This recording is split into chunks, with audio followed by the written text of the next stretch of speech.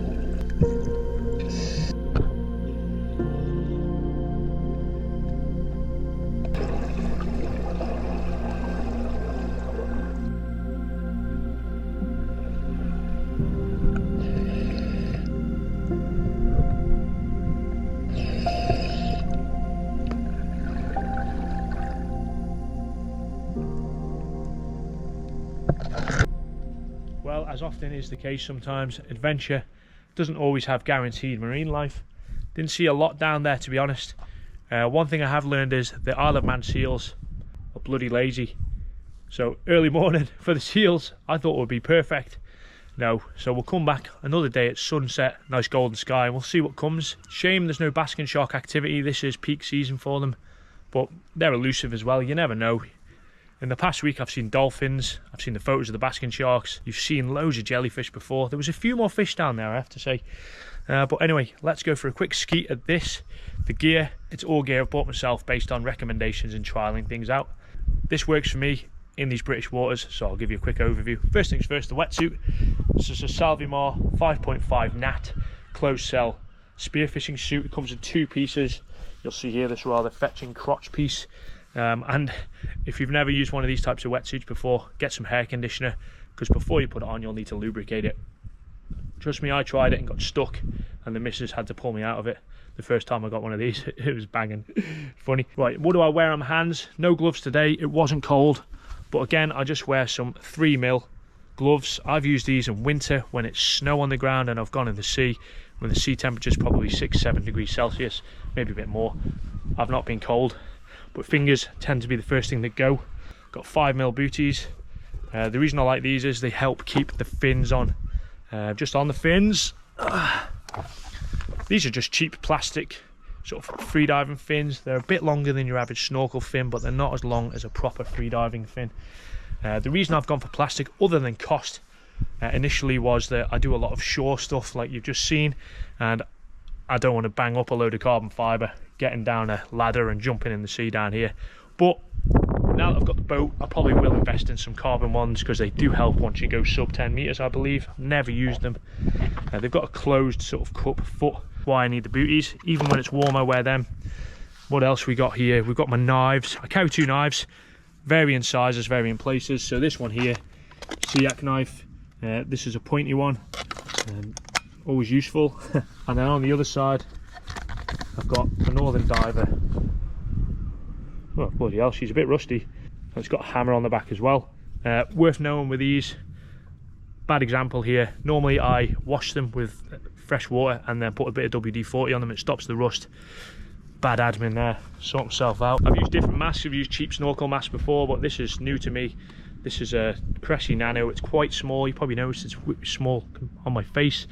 It just helps when you go sort of deeper on the pressure build up around your nose and sinuses. Really quite impressed with this. Can't remember how much it was, to be fair, but love the colour as well. And then just a basic snorkel. Generally don't use a snorkel when I go down. Spit it out, it helps me equalise, because I use various ways to equalise, blowing my nose and swallowing. I'm trying to learn the Frenzel technique where you push your soft palate up, but that's absolute weapon. And then obviously GoPro just sits in a dive case, nothing special. I do have a surface buoy with a diver marker on, and I'll just put that on a line with some lead if I'm in an area where there will be boats. You'll notice I carry my weights on a chest rig. A lot of people use them around the waist. I had a real bad lower back injury in 2018. I don't particularly like having weights down there, but I do agree dive weights are probably a better option. This here, it's got a whistle for attracting attention.